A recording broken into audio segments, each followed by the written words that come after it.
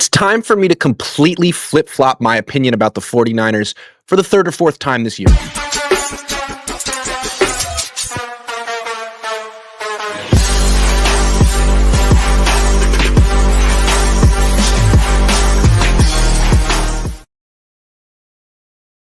What's up? Welcome to a very early episode of Quality Control. I'm Grant Cohn, the 49ers um, quality control coach who's not under contract with the team, but I am helping one way or another. The reason I'm going live so early is because I'm still in Cleveland. I don't know why I decided to stay an extra day. It's a really nice place.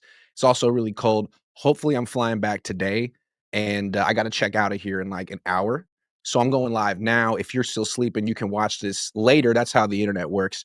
What I want to say is that I told myself I wouldn't overreact to a win over the Browns. Like, yeah, it's a hostile environment and the Browns have a good defense, but what the Browns do is they lose. So I told myself, don't overreact when the Niners win this game. You're predicting they're going to win this game, but you know what? Here I am. I'm an emotional person. I can't follow my own directives. And they've won 3 in a row.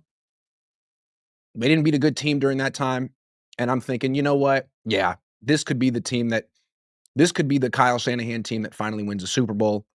And what's interesting about it is, like, it's obviously not the best team he's coached. It's not even top 2.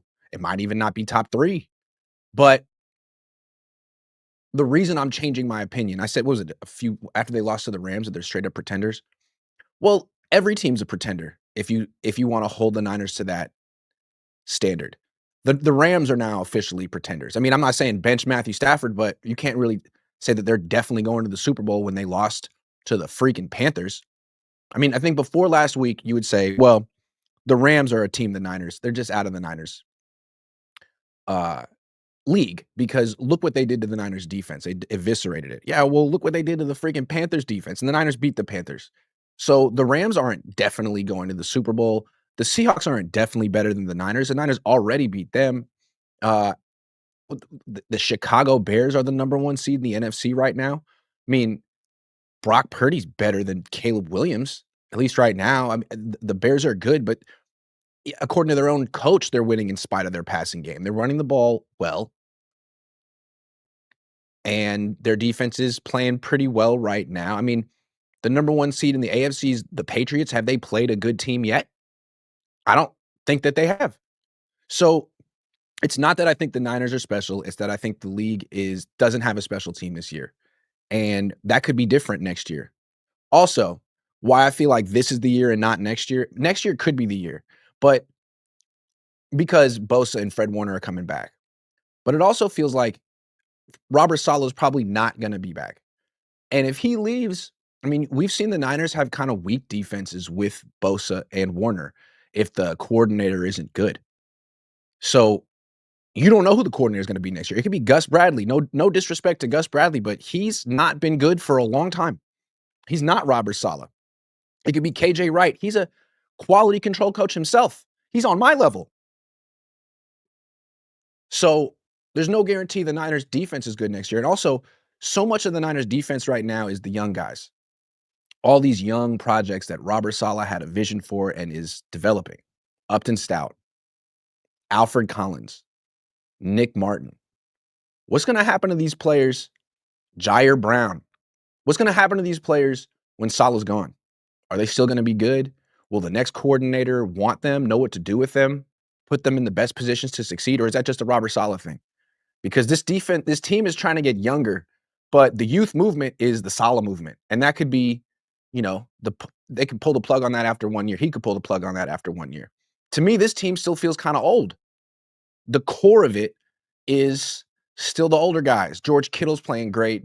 Christian McCaffrey's the main guy. Brock Purdy isn't old, but Brandon Ayuk's a non-factor anymore. Juwan Jennings almost 29. Juszczyk still playing. It's an older Trent Williams. So as long as that's your core, those are your best players, seems like this is the year, this is the time for the to strike. Because is the offense going to be better next year? It's going to be exactly the same. How's the offense going to be different next year? You're going to have the same offensive line. Maybe you'll add a guard. Maybe not. You'll have the same backfield. You'll have the same wide receivers. Maybe you'll let Jawan Jennings go, maybe not. You can afford him now. And you know how Kyle Shanahan likes to re-sign players who know his system. It's going to be this exact same offense, maybe minus Mac Jones, maybe. So it'll be older. It's already a slow offense. This is the year. I'm drinking my coffee. Finishing my coffee. And get your toe. What's that from? Okay, that's why I'm flip-flopping, because I feel like this league, this year, we all know it's wide open. And there's no team that the Niners should be scared of. I feel like they could beat the remaining teams with Brock or with Mac. They already beat the Rams with Mac. They already beat the Seahawks with Brock. They could beat the Bears with either quarterback. They could also lose to the Bears with either quarterback. I don't really think it's about the quarterback right now. Let's say Joseph Ehrenberg says if Robert leaves, they should poach Jim Schwartz. That would be a good idea. Yeah, I love that. Let's talk about Brock Purdy. The next step for Brock Purdy. He sort of hit a low point. That game against the Panthers might have been the worst game of his career. I mean, he had the 5-pick game against the Ravens, but like it was the Ravens, and a lot of those picks were tipped, and they weren't necessarily bad throws. It just were like kind of like stuff happened type of plays. And then he bounced back and went to the Super Bowl, and it seemed like an aberration or something. This game was really disconcerting because he's been playing like this for a while. The Carolina Panthers, at least at the time, didn't seem good at all. Then we saw what they did to the Rams, made it sort of put that performance in more context. Brock's. But he needed to bounce back. It was such a bad performance. Going against Cleveland, I think the bar was pretty low. It's a good defense, like number 2 in the league. It's windy. All he had to do was not throw a pick and win. The winning part, I mean, he probably could have thrown 2 picks and won. The Browns just beat themselves. They do it every week. But if he threw another pick, there would be a lot of chatter, and he wouldn't get much credit for the win. He needed to do both, and he did that. He was very prudent. He didn't have any turnover-worthy plays that I saw. He was just very smart with the ball, which is a welcome sight from him. Now, what's the next step for Brock Purdy? Because I think that was a great first step to flush that all-time bad performance. Stop trying to do too much. Just throw the ball away when you're in trouble. And he did that consistently. But again, what is the next step for Brock Purdy? How can he play his best? Because as well as he played against the Browns, it was one of his better performances of the season. That's not him at his best. He threw for 168 yards and a touchdown and threw the ball away 7 times. He could do better than that. He didn't have to do better than that, and I'm not knocking him, but he can do better than that. So where is that edge that he could chase? Where is that inefficiency that he could get rid of? I'll tell you. To me, there is one split that is so telling for Brock Purdy this year, and it's the difference between good Brock and bad Brock. And that split is time in the pocket, time to throw. When he gets rid of the ball in 2.5 seconds or less this season, here are his numbers, Brock Purdy. 62 completions on 74 attempts. That's 62 completions and 12 incomplete passes. That's an 83.78 completion percentage. 623 yards. That's 8.4 yards per attempt. That's really good. 5 touchdowns, 0 picks, a quarterback rating of 124.3, 2 sacks when he throws the ball in 2.5 seconds or less. That's about as good as it gets. When you can play like that from the pocket, I don't see the need to go off script so much. But here's the thing with Brock. The key number right there for me is 74 attempts. Because when you get to 2.5 seconds or more, it's 86 attempts.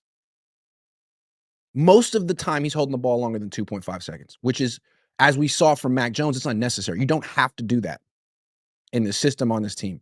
This is a Brock Purdy thing. And when he holds the ball for more than 2.5 seconds this year, 86 attempts, 44 completions. That's 44 completions, 42 incomplete passes. That's a 51.16 completion percentage. 524 passing yards. That's 6.1 per attempt. That's really bad. 4 touchdowns, 7 interceptions and a passer rating of 51.7. So again, when he gets rid of it in 2.5 seconds or less, the passer rating is 124. When he holds it, it's 51. So Brock, stop trying to be a playmaker. We don't need playmaker Purdy. Playmaker Purdy is a last resort. It's like your mentality should be, I'm not a playmaker, but don't push me. If you have to be a playmaker, yeah, spin away from the sack. Don't just stand there. But when you spin away, roll left, back up, throw back across the field, more likely than not, it's an interception. I mean, your interception percentage when you hold the ball that long is 8, above 8. That's like 1 in 12 throws is picked. Just don't do that. Just be boring old Brock, not playmaker Purdy. You have a little bit of playmaker in you, and it's great, but in the right doses. Because right now it's out of whack. You're doing it too much. The team doesn't need it. So give him credit for not doing that in the last game. It seems like he had the urge. He still held the ball a very long time. But when he got outside the pocket, he didn't force it down the field over the middle into coverage like he had been. He threw it away. That's a big step.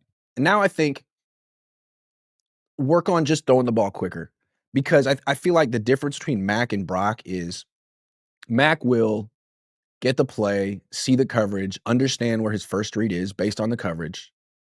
And then if he's open, he'll throw to his first read. If he's not, he'll check it down to Christian McCaffrey. I don't want to speak for his process. There's probably examples of him getting to the third and fourth read in his progression and doing stuff on his own, like in the 2-minute drill where he's throwing to Sky Moore. I mean, I'm sure Kyle Shanahan didn't call that play. But that's sort of what I saw from Mac Jones, a guy who would throw to his first read or check it down. And that's a very efficient way to play, especially when you got Kyle Shanahan scheming up the first read and Christian McCaffrey as the check down. You may not have the most extraordinary numbers. You may not throw for 50 touchdown passes, but you'll have pretty good numbers. It'll be a pretty efficient winning quarterback. I'd like to see that from Brock a little bit more often. It seems like he'll hesitate in the pocket and try to find some second or third read open down the field and then scramble around. Like, you should have just checked it down to Christian McCaffrey 3 seconds ago. Because guess what? Guess who you're not going to find open down the field? Brandon Ayuk. He's not coming back. And maybe he's looking for Ricky Pearsall, but that hasn't really been working. Don't force it. Get the ball out of your hands. There's 2 Brocks here. Good Brock and bad Brock. Boring Brock and playmaker Purdy. And we want boring Brock. Because the thing that Mac did so well was just play a boring, efficient style of football very well. He proved that that's really how you should be playing. It's exactly how Matt Ryan played in this system. And Brock can play that well. You could argue, the stats sort of argue that he could do it better than Mac Jones. 84% completions, 124 quarterback rating when he just plays like Mac Jones. He out-Macs Mac, but he doesn't want to play that way. And he gets himself in trouble when he tries to be, I don't know who you're saying when he tries to be Patrick Mahomes. If Brock can harness his inner Mac, they win the Super Bowl. And I think what's also interesting about this is, let's say Brock doesn't. Let's say Brock reverts, starts throwing hella picks again, 2 a game. Or he reverts, starts holding the ball a lot, scrambling around, gets hit, gets hurt again. Season isn't over. They got 2 starting quarterbacks on this team. And the guy who's not playing might be just as good or better.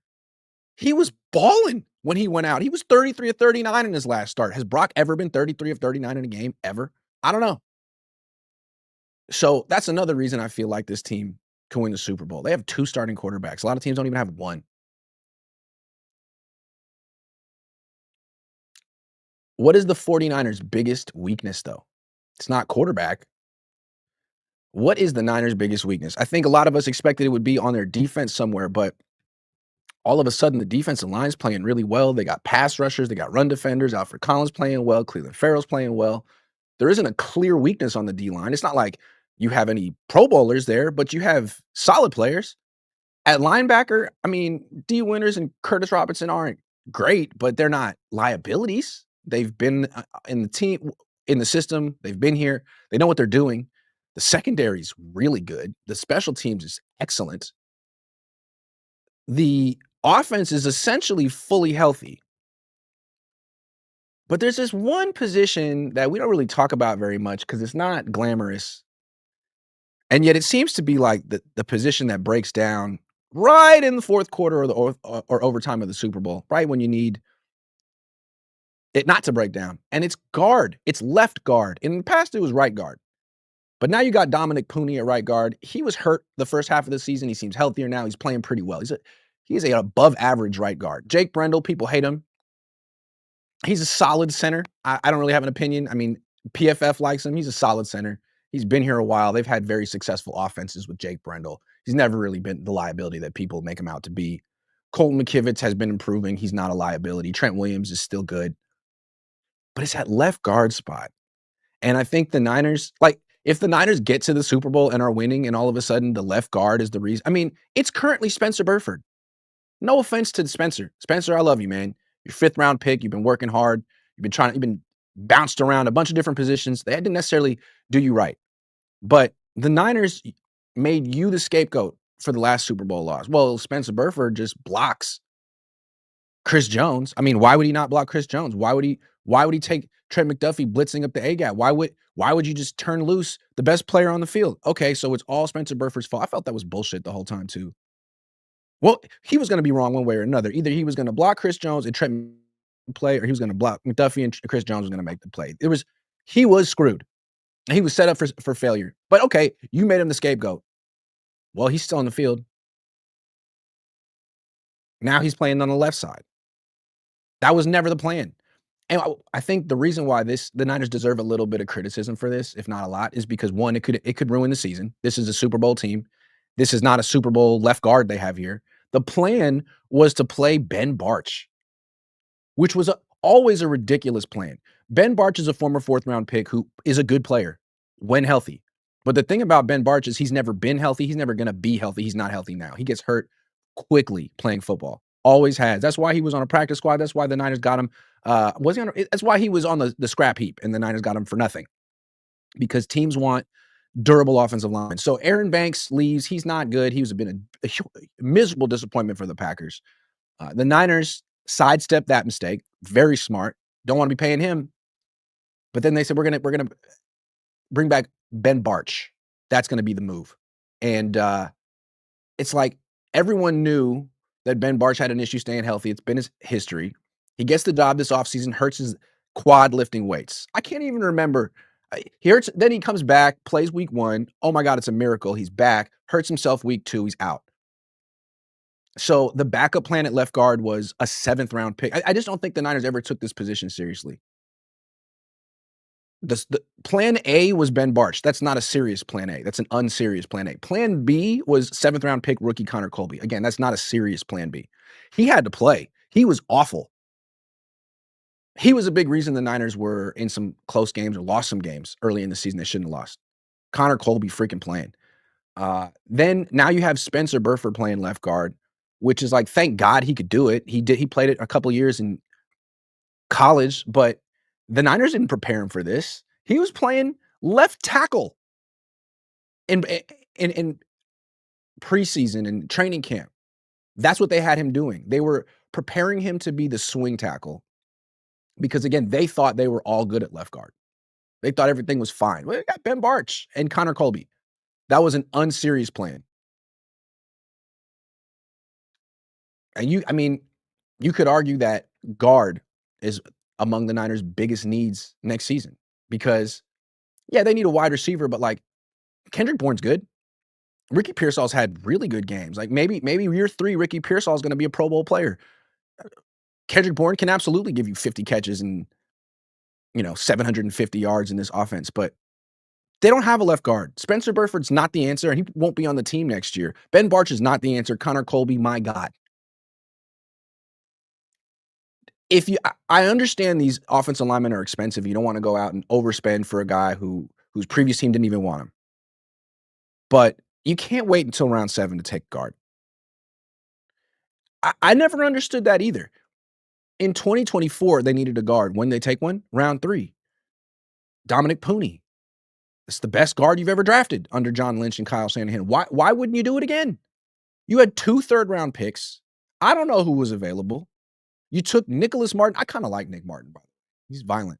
But you coulda took one right there. Now you have a gaping hole that you can't fix, and you're hoping Spencer Burford can hold it down when you already scapegoated him for 1 Super Bowl loss. It wouldn't make me confident to see him in the huddle, down 4 in the Super Bowl, 4th quarter, 2 minutes left. Where do you think the other team's gonna put their best pass rusher? This was avoidable. We talked about it. And it almost feels like the Niners are trolls. Like, they think I'm a troll. I'm quality control.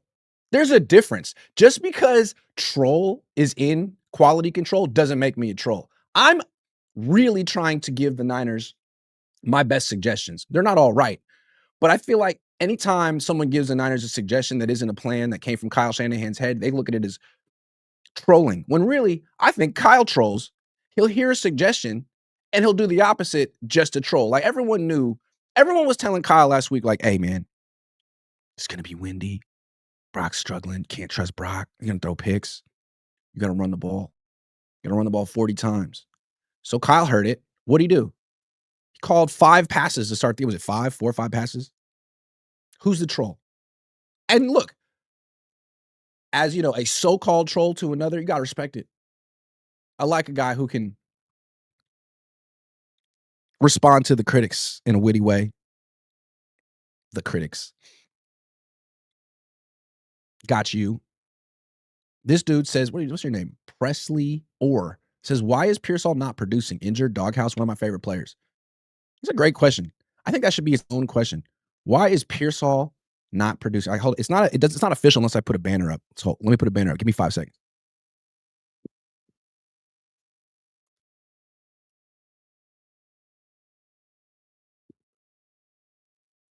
Why is Ricky Pearsall not producing? Okay. I have certain theories. One, probable that he's not 100% healthy. I think he's been producing slightly more and more each week. I think he probably came back a little early to boost Brock Purdy. As long as Mac Jones was playing, there was no reason to rush Ricky Pearsall back. 2, I think that Brock Purdy.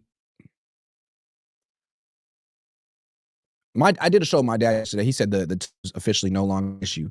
I don't know that he's right about that. We'll see. It was impossible to, because it doesn't seem to be an issue with Purdy's mobility anymore. The mobility seems to be back, but I thought the toe was a bigger factor when he threw the ball down the field, and you could see it against Carolina. There was just no zip on the throws. The passes fluttered. He really needs to stop throwing them. And then against Cleveland, there was so much wind, every pass fluttered. So it's really hard to see if the zip has come back. Until it does, I don't see how Ricky Pearsall is going to make a big impact because he's not really the kind of guy who gets open in 2.5 seconds or less. He's not beating press coverage and running a quick slant route and catching the ball and taking the hit. And like, that's not him. That's Brandon Ayuk. Jawan Jennings, a little bit, but he's like the slowest wide receiver in football. So Ricky Pearsall, when he gets open, it's more like 15, 20, 25 yards down the field. He starts on one side of the field. He runs a crossing route to the other side of the field. It just takes time.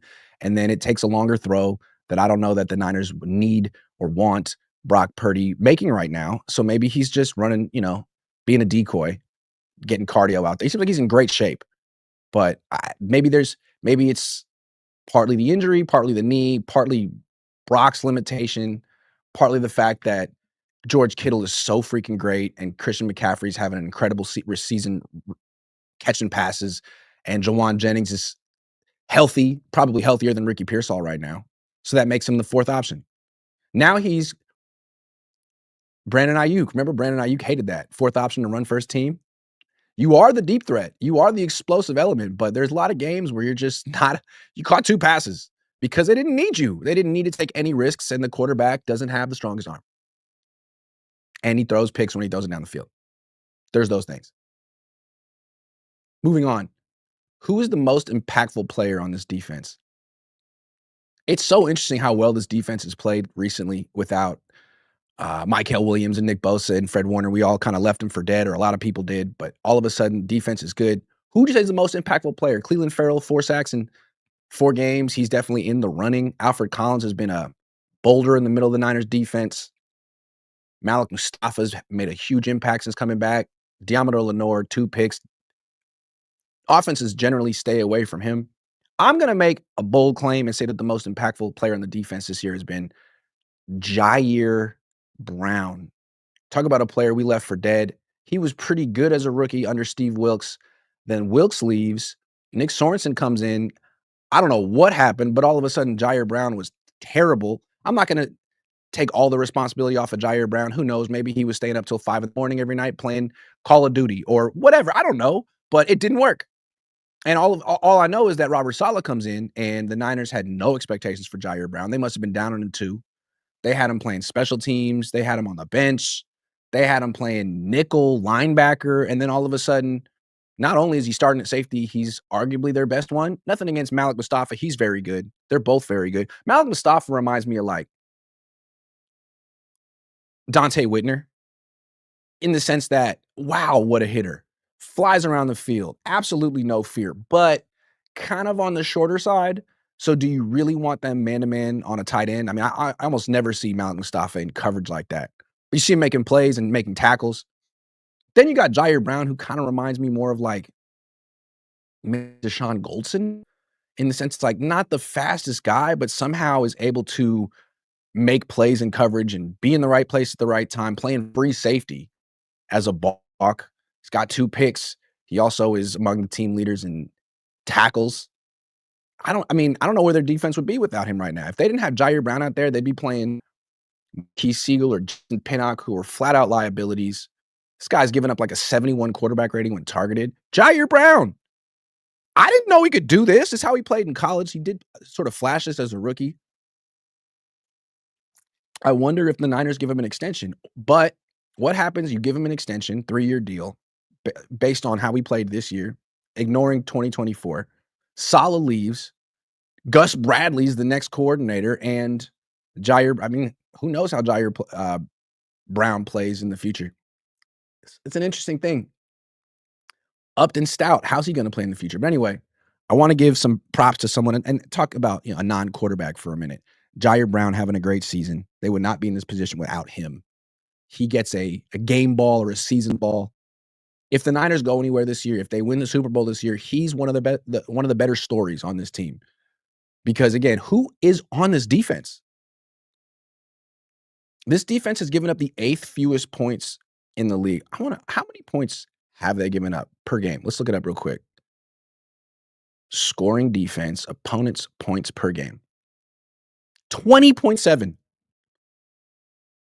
20.7 with all these injuries. You know who's given up 20.8? The Eagles with Vic Fangio and all those playmakers, Cooper DeJean and Jalen Carter and Zach Bond. 20.8 in Philly, 20.7 on the Niners. Robert Saleh is damn good. They've given up 13 points per game in the last 3. Holy shit. 20.4 at home, 20.9 on the road. That's serious. And you could legitimately look at the Niners roster on defense and be like, they suck. On paper, the Niners defense sucks, right? No pass rush, no run defense, and like good, not great DBs. Nope, they're giving up 20 points per game. Holy shit. I told you Robert Saleh was good. I told you that in 2019. I'm so positive about this team. And I want to say something because I'm supposed to be the curmudgeon. I'm supposed to be the guy who's always like looking for things to criticize. I only do this because I want the Niners to win the Super Bowl. This is all quality control. It's all reverse psychology. All those homers who praise the Niners for doing jack shit at the trade deadline because it's not their year and their team isn't good and you don't understand that without Fred Warner and Nick Bosa, they have no shot. Those are the pessimists. Those are the ones who didn't, the non-believers, the ones that wanted to wave the white flag. You don't get to be a homer and count out the Niners at the trade deadline and then say that you saw it coming all along. I saw it coming. I was the one before the season being like, I think this is the year, make a move. Then at the trade deadline, I was like, I still think this is the year. Make a move. And guess what? It's the year. And everyone that said, no, it's smart that they didn't make a move, we don't forget. You are not faithful. You want to be. You called yourself faithful, but you just couldn't pull it off. I don't even call myself a faithful, but you know what? Got it inside me. Yeah. Jair Brown. Ouch, my hamstring says I agree with guard take. Just saw a list of tryouts. How are you going to lose your left guard for the season, then try out a dude from every position besides guard? They did. They tried out like 3 wide receivers, a quarterback, and a tight end. Steve Lewis says, would you ever consider a debate stream with David Lombardi hosted by some third party like Larry Krueger? I alone, along with many imagine, would pay pay-per-view for this. Would be the most entertaining thing. I absolutely would not only consider it, I'm in. I think I can debate fairly well. I think I can think on my feet. And I'm not afraid to, mix it up. But you know who is afraid? This guy. He won't even respond to me on Twitter. He will say hi to me in the press box, though. I appreciate that. Carlsbad C said Grant looks like a thin Fred Durst. Did it all for the nookie. The what? DGTY says, should we try putting Matt Hennessy at left guard? No. Nope. Maybe Alfred Collins. AK Roll 65 says, chill out, Lombardi. They beat the Browns. Man, that really hurt. Don't ever call me that again. Okay, let's keep going since I'm Lombardi today. Most underrated move of the year. The Niners made some modest ones. And, we got a little upset when they didn't make a bigger one at the deadline, but they did make some moves that were really good. Trading for Brian Robinson wasn't the move. It was all right. He's okay. Is he better than Jordan Mason? I don't know. Maybe, maybe not. Signing Luke Farrell wasn't the move. They don't play him. Signing Mac Jones was huge, but he's not a factor anymore. Their best move, at least right now, was trading for Sky Moore. I mean, the Chiefs were pretty much going to cut him. The Niners got him for almost nothing. They don't play him at wide receiver. In Kansas City, he was like a turnover waiting to happen on special teams. He was like their Jake Moody. He was a second-round pick. They gave him any number of chances. I think he fumbled 11 times for them, and they just gave up. Came to the Niners, first half of the year, I kept waiting for that fumble. I thought it was going to come. It never came. And then now he's like he's the best returner they've had ever, at least since I've been covering the team. I mean, I think he's better than Ted Ginn Jr. Ted Ginn Jr. was fast, but he couldn't break a tackle. I mean, this guy runs hard. He's fast. He hits the hole hard. He breaks tackles. He's not tall, but he's built like a running back, and he has no fear. He has a 66-yard punt return, a 98-yard kick return. He's averaging 12 yards per punt return. It's more than a first down every time he touches the ball. Averaging almost 30 yards per kick return. He has 1,000 all-purpose yards already. I mean, he keeps giving Brock Purdy like 20-yard fields. Brock Purdy needs to get this guy a Toyota. I think it's Toyota-thon. He bought a bunch of Toyotas for his offensive lineman. What about Sky? Get him a RAV4. Get him a Corolla, if nothing else. He deserves something from Brock. That's another reason why this year is the year for the Niners. Like, what team is Sky Moore going to be on next year? What team is Eddie Pinheiro going to be on next year? What team is Robert Saleh going to be on next year? You got a lot of guys who you didn't plan on being core members of your team as core members of your team. Sky Moore is as important to this team as anyone, as long as he can keep giving them great field position. The Niners have the 7th best field position in the league this year. It's not because their defense is forcing a bunch of turnovers. It's because of their special teams.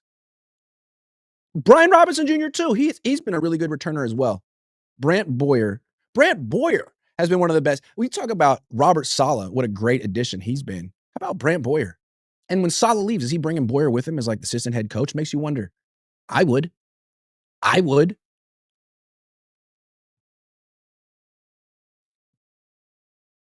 Guys, it really did you hear this? This was terrible, man. Kyle Juszczyk hurt his rib. He might come back after the bye week against the Titans. But, hey, I'm just saying, I've if you have a fractured rib, that's no joke, especially when you're old, like Juszczyk is. And I can say that as someone who's older than Juszczyk. I've had a fractured rib. It hurts to sneeze. It hurts to laugh. It hurts to talk.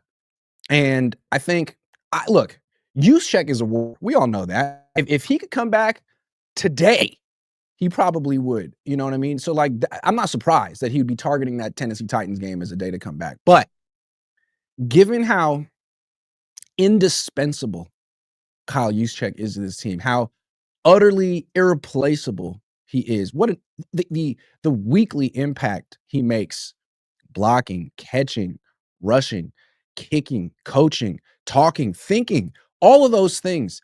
I think it would be extremely foolhardy to bring him back too soon. I think the 49ers, you see how cautious they were with Brock Purdy and sitting him 7 weeks, because I think you got to be even more cautious with Kyle because he's so important and he's so irreplaceable. Like, where else are you going to find a fullback who went to Harvard? He's like the only one. He's so smart, and he can go in motion, and then he can block, and he can catch one or two passes again. I think really, how can you win a playoff game without that? Have they ever? I don't think so. So what you really want to make sure is that Juszczyk is ready for the playoffs, maybe even next year.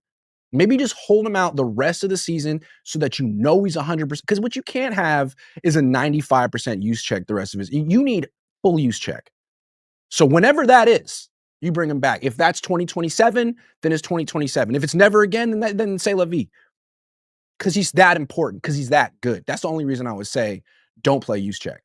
It's the only reason I would say don't play Juszczyk, because he's so incredibly good at football, as we all know. So while you have him on ice and while you're protecting your future, play Jake Tonjes. See how it goes. You could play Jake Tonjes at fullback, or you could just kind of go to more of a multiple tight end offense, because let's face it, man, is Juszczyk a fullback? He lines up in the backfield sometimes, but he's a tight end. Fullbacks run the ball. He doesn't run the ball. They say give it to him sometimes. He's upright. He fumbles. He gets knocked back. It's not like he's a powerful short yardage runner. McCaffrey's a better short yardage runner than him. So he's a tight end. How about use Jake Tonjes? Jake Tonjes looked like one of the better up-and-coming young tight ends in the league. He's not a ferocious blocker, but it's not like he turns down the assignment. It's not like he's not trying. He gives great effort. He strains, as coaches say. And as a receiver, he's quick. He's a good route runner. He's big. He can make contested catches. He's everything I always wanted Ross Dwelley to be. Ross Dwelley, good player, runs like a 5'2". This guy, Tonjes, he runs at least like a 4'8". And I think he's faster than that in pads. And I really feel like I feel like this offense would be so much better if they found a consistent weekly role for him in it, because this team is doing well, and I do think they can win the Super Bowl. I think they're getting the absolute most out of their defense. You can't argue that. Not leaving any meat on the bone on that side of the ball. I think they're getting the absolute most out of their special teams, but I still don't think they're getting the most out of their offense. You have two good quarterbacks, great, but your running game sucks. Why don't you try some other personnel groupings? Your wide receivers aren't getting it done. Well, they were when Mac Jones was the quarterback, but they're not anymore. Why not use all your weapons as opposed to just forcing it to your five starters? Juszczyk, McCaffrey, Kittle, Jennings, Pearsall. How about a little bit of Tonjes, a little bit of Bourne? The one non-starter they mix in is Brian Robinson Jr., who's like, I mean, he's okay. But Tonjes still, what does he have, 4 touchdowns on the year? And they don't use him anymore? I think the Niners offense might get better if their starters were Kittle and Tonjes as opposed to Kittle and Juszczyk. And I say that as someone who is a unabashed Juszczyk fan. Love him. And it's not just what he does on the field. It's the guy he is off the field. You know? It's the guy he is in the locker room, at the press conference, breaking down the sport. You know what I mean? Because I didn't get into Harvard. He did. And so I learned from him. And I hope he's okay. Because, again, those rib injuries are no joke. He better Be smart because Kyle, man, you're almost 40, like me. These things can linger when you get to our age. So be smart here. Be careful. Let's talk about Jawan Jennings. Jawan is kind of back. He was having a terrible year. He held out. He had a calf injury. Then he had ribs. Then it was a shoulder. He said he had like 8 different injuries at one time. It was hard to say what was going on. He was fighting with Kyle Shanahan on the sideline, verbal fighting, verbal jousting. And then I don't know what happened. He seemed to lock in. Maybe it was Brock Purdy coming back or him getting healthy or Brandon Ayuk ghosting the team and Jawan figuring out like actually there's a path to stay here and get signed. I feel like that sort of was happening earlier, but I don't know. He's back. He's engaged. He's playing well. What should they do? I know I'm like looking too far in the head. We got to focus on next week, but it's a bye week. I get to look ahead. What are they going to do with Jawan? All of a sudden, they have the budget for him. Brandon's going to be gone. Should they keep him? They probably get him for a 2-year deal. Given how bad he was early in the year, maybe you could say they get him for 2 years, 30. But he's been improving, and they got 4 games left, plus maybe the playoffs. If he finishes the year on a high note and can sort of replicate the production he had last year in these next 4 or 5 weeks, he could make the argument, hey, I was just hurt. When I finally healthied up, we got our quarterback back, look what I did. I can keep producing like this if you give me opportunities. Then, I mean, it might be 2 years, 40 million, 2 years, 45. And I think the Niners will re-sign him because they can afford him. Ayuk's leaving. He knows the system. He's almost 30. These are things Kyle Shanahan loves. Are you older? Yes. Do you know Kyle Shanahan personally? Yes. Have you memorized his system? Absolutely. Well, that means that you're worth at least $20 million a year, at least 15. I would say enough for Jawan. He's been a hell of a player for them. He's not getting better. He's already one of the slower receivers in the league. He's hurt often. And he's doing this weird thing where he's almost becoming a caricature of himself, where in the past, he was like a great example of playing hard and playing through the whistle. Now it seems like he's part of his skill set is to try to bait other professional football players into punching him. And not just by blocking them, but by saying things. I don't like it. I think it's Bush League. I think there's a lot of great wide receivers who are just as competitive and play just as hard through the whistle as Jawan who don't do that. Jerry Rice worked harder than Jawan Jennings at everything and didn't do that. This is like weird TO behavior. And I think it's only getting worse. And I think he's going to keep doing it. And he's going to start getting 15-yard penalties and costing the team. Also, forget that for a second. $20 million a year for Jawan Jennings. I wouldn't even pay him 15. Wide receivers are too expensive. And what's crazy about this league is if you're a wide receiver and you put up 60 catches and 800 yards and 4 or 5 touchdowns, guess what? You're worth $15 to $20 million a year. But if you're a tight end and you put up the same numbers, guess what? You're worth like 10 million a year, maybe. So what I would do, instead of re-signing Jawan Jennings just because of the familiarity and you want a wide receiver, sign a tight end. He's a glorified tight end anyway. He runs tight end routes, ins, outs, flat routes. I mean, if you run them deep, it's a mistake. It's like a triple move when Brock has to pump fake 8 times and hold the ball for a minute and a half. It's not a good play. He is a nice glorified tight end. So instead of paying him glorified tight end money, instead of paying him anywhere near what you paid George Kittle, why don't you sign a tight end for half of what you give George Kittle and change the offense to being more of a 2 tight end, 3 tight end offense with Ricky Pearsall out there? Sign Kendrick Bourne. You could sign Kendrick Bourne for like $3 million or 4 or less. There's no market for Kendrick. Sign him, keep Pearsall, let the Green Bay Packers give Jawan Jennings way too much money and then realize what a mistake they made super quickly. Let them do that. Sign Bourne, keep Pearsall, draft a receiver, give Cowing a freaking chance, and Watkins. Sign a tight end. You can sign Travis Kelce. Hold on, let's see. Who are the free agent tight ends this upcoming year? Let me see. Look, I have it saved right here. Free agent tight ends this upcoming year. Come on, track. Oh, now you don't want to load?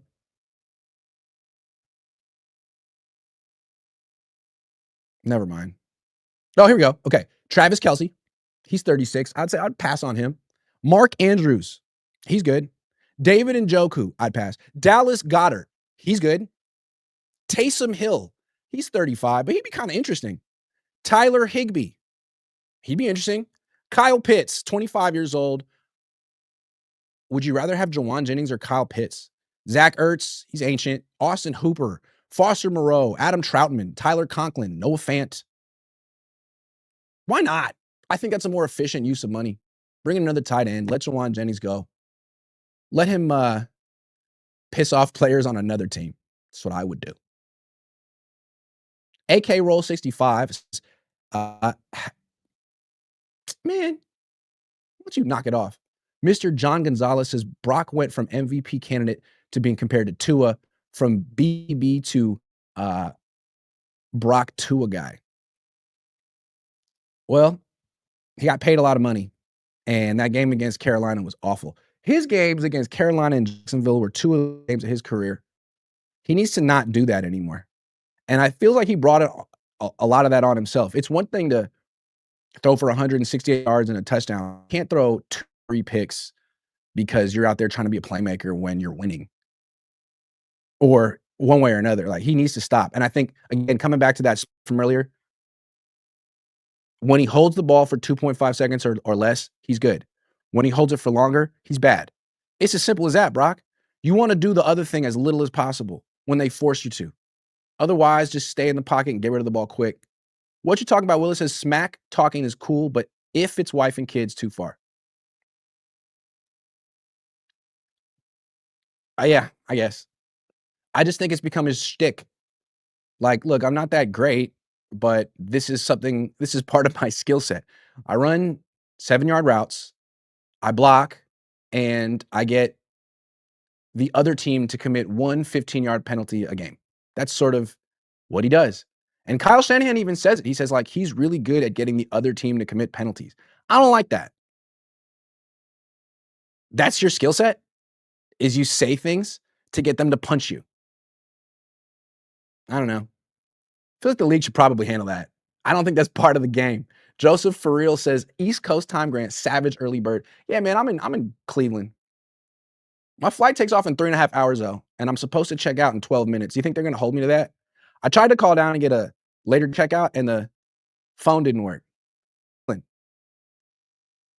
I guess they don't renovate things out here. It's cool. Everything's like the same since 1985, except for a couple of places downtown, and most things are closed. Johnny's Little last night to get like the best burger in Cleveland. It was all right. I was really enthusiastic about Cleveland first day I was here. Now I've been here for 3 days, and I'm like, I'm good. I'd like to leave now. I would not recommend coming to Cleveland for more than a day in the winter. In the summer, it might be great, but I've officially had enough. Thanks for watching. I don't think I'm going to be streaming again today, but you never know. Stay tuned. I'll be back tomorrow for sure. And hopefully I'll be in California tomorrow, because you know what? I'm just going to say it. It's better than Ohio.